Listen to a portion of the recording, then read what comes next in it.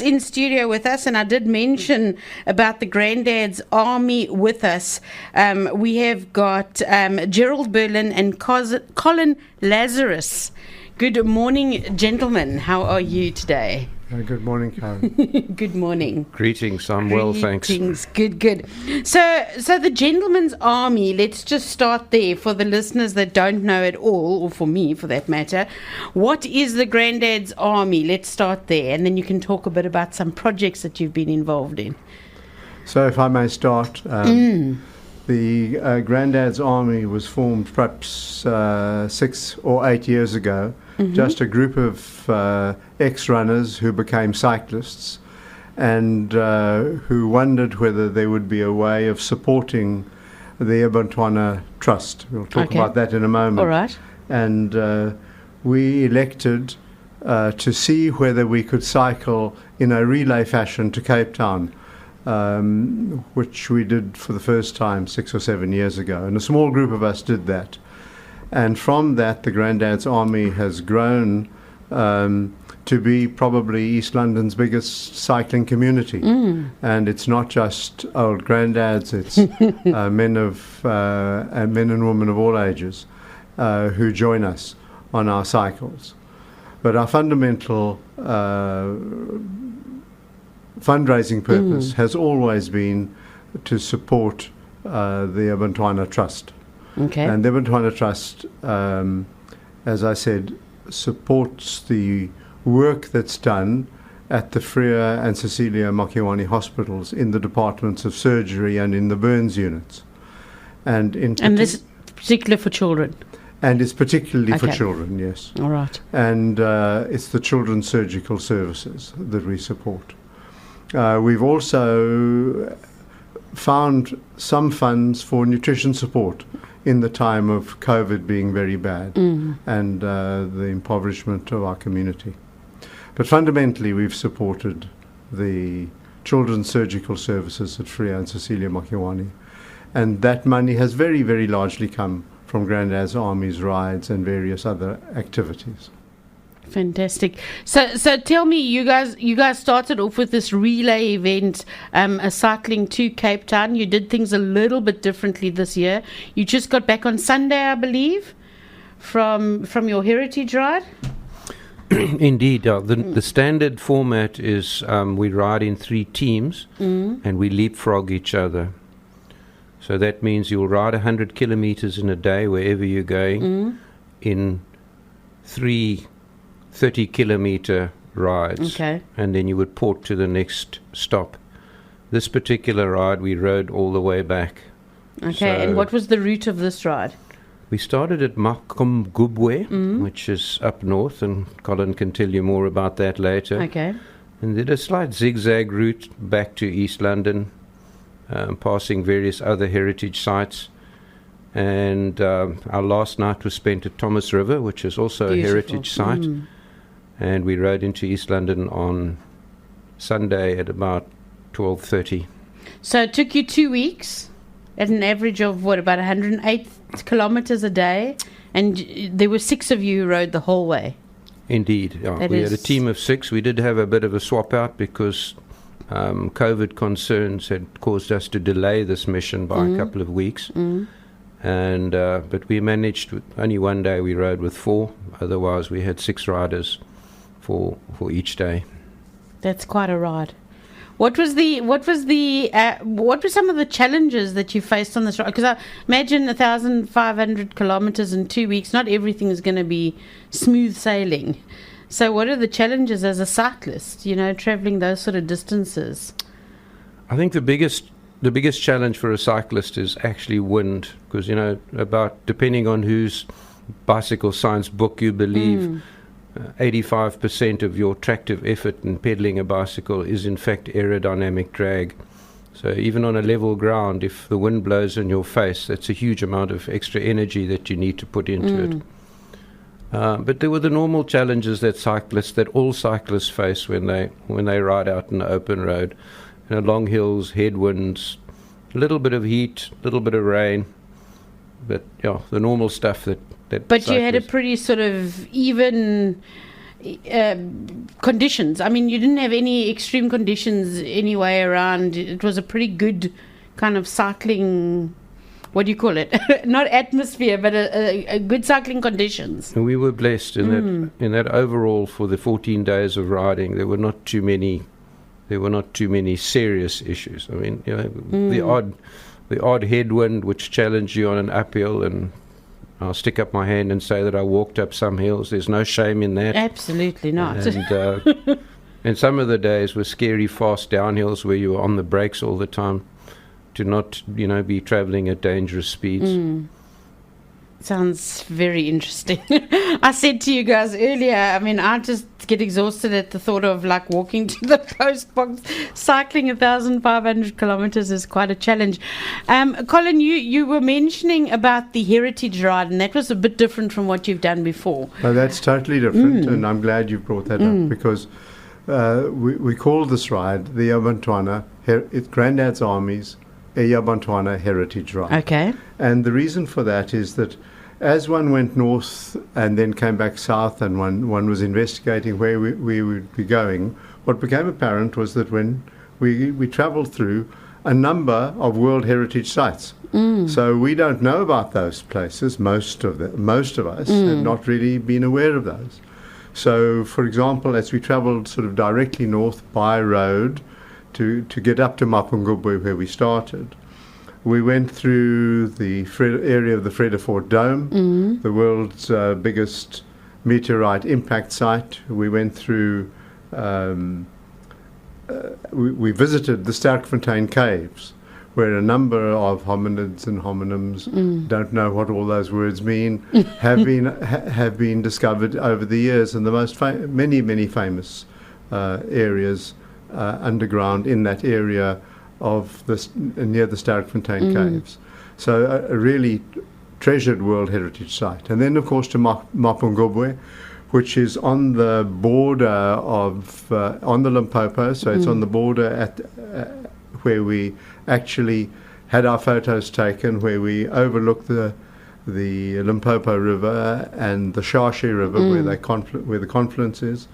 And that's the intersection of the borders of South Africa and Botswana and Zimbabwe.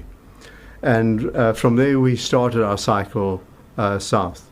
And the heritage sites included a visit and a night in the Kruger Park.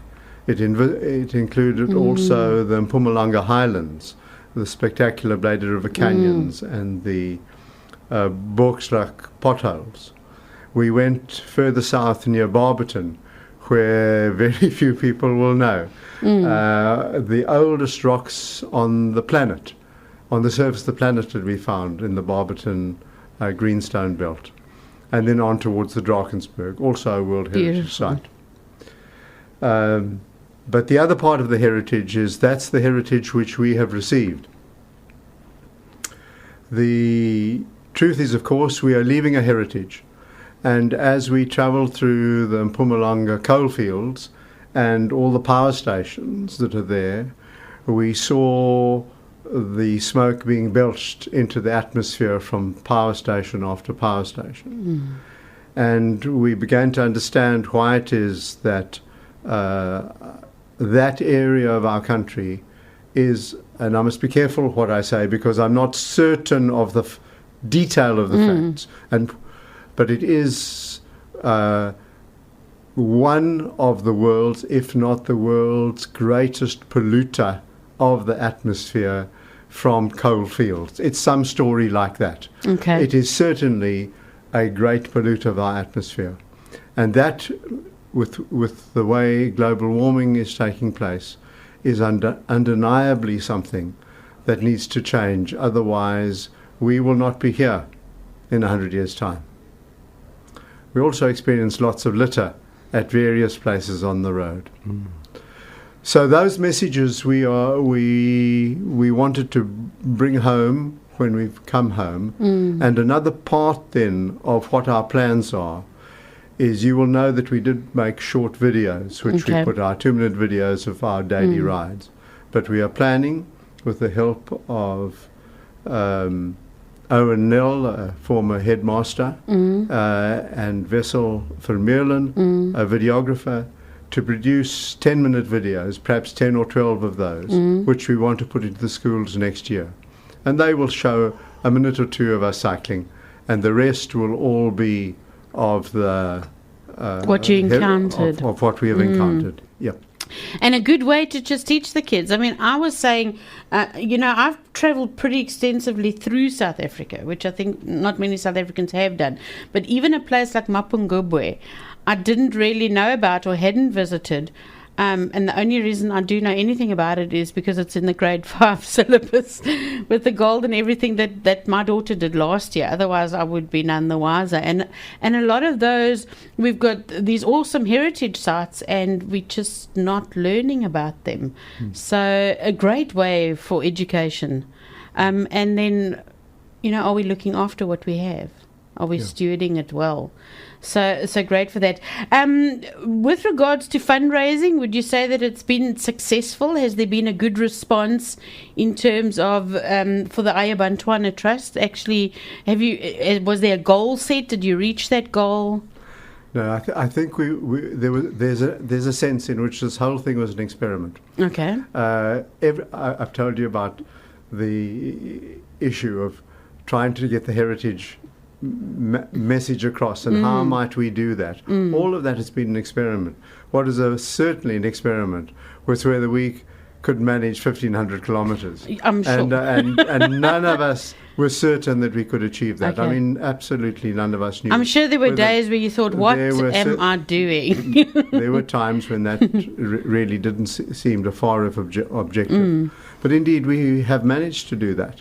So it's good that you're asking. We don't know the answer to the to the amount that we've been able to raise fundraising wise, and certainly money is still coming in. And we know that we will more than cover our costs. Okay. But the issue, in a way, was this was a first venture. We did not know whether it would be achievable. Folk are now saying, can I come next year? And I am saying, I'm not sure it'll be next year, but maybe sometime after that, because this has been 2-week cycle, 2 years to recover. Yeah, it may be something like that. So we don't know the answer to that, but of course, would be the Eyabantwana Trust. The Eyabantwana Trust, I know it's chiefly funded by Granddad's Army. Is there any other way besides that 2-week period where people can support, where people can get involved through the rest of, the course of... Yes. It's sort of in between cycles, if you want to put it that way. Indeed, the Eyabantwana Trust has a number of other fundraising activities. And Tristan Vion is our public relations officer, full-time, not full-time, but an administrator for the trust, and she puts on a number of events throughout the course of the year. So is there a Facebook page or something where people can follow? There is a Facebook page, Instagram. Do you know is it Granddad's Army or Eyabantwana? Well, the two are intermingled. Okay. So but the Eyabantwana Trust has a website, and there's an Eyabantwana link on the... So if anybody wants to support, they can just go onto Eyabantwana. Eyabantwana. Eyabantwana. There you go. And you can just WhatsApp me in studio if you'd like that spelling. Or that link. Eyabantwana Trust. But if you put in Granddad's Army, there's a fair chance it'll link you to the Eyabantwana Trust. Okay, so we know this is fundraising for the pediatric units at Free and Cecilia Makawani. But if you had to come back you are a granddad, and come back and just give one message to that younger generation about what you've discovered and learned on this particular journey, what would you say to the next generation about what you've discovered? I would say, take very good care of your heritage. The litter that we encountered and other aspects of the less palatable aspects of our heritage were horrendous. There are photographs doing the rounds. It does not have to be that way, I think it's a change of mindset, an education that needs is needed. to happen. That would be my message. And for yourself, Colin? Well, if I go, I mean, I echo absolutely what Gerald has said. But I just want to say that for each of us, we managed to do something that we did not think was possible, really. I just want to interrupt there 1 second. Yeah. Can you give your ages? Do you mind? Gerald, do you mind? I'm 66 and a half years old. Okay, fantastic. And I'm 78. Wow. Okay, I just wanted to put this in some context for the listeners. The point I was coming to was simply to say that you can't imagine the number of people who saw us arrive at a place and came up and said, "Oh, what are you doing?" etc. And it was all, they sort of had 3 words. "You are doing what?" Because that, in fact, is the truth. We did not know whether we could manage it. And indeed, we have been able to. And it's been an extraordinary experience for each one of us on account of that, and for the supporting team, without which, I mean, we 6 riders would never have got anywhere. We've been incredibly well supported in terms of accommodation and food beyond imagination. And yet I noticed I've lost a little bit of weight on this ride. Well, at 108 kilometers a day, you're probably burning a bit more than you're taking in. Dane Herman, who's here from LinkFM, he says he wants to ride the next one. So, Pastor Dane, I think it's a little bit soon. It's like when you've just had a baby. This is how I can relate. And somebody says, "When are you having the next one?" And it's only 2 days old. So I think maybe give you guys another month or so, and then you can start considering the next ride. But I think you will have a much larger group than 6 going this time. I must say, I did look at some of the photos. We were actually looking together in studio last week or the week before sometime, and some really beautiful pictures. I mean, you guys must have seen some magnificent things, because it's some beautiful country that you drove through. You know, barring the litter and everything, there really is, like you say, an amazing heritage that we need to look after. Yes, I would say that we were fortunate to think that we needed to have this covered by professional media folk, and the work that Wessel did with the videographer as a videographer, and that Mia Badenhorst did with her still photography, and those pictures taken have been evocative, and to have Owen Nell as a senior educator being able to put the things together and to do the historical research, to be able to bring the message across about the heritage of our past and the heritage of our future. We have seen in tiny snippets, but I hope when we get these videos together, will be really meaningful for the children of the Eastern Cape, adults of the Eastern Cape, and perhaps even wider afield. That's our thought.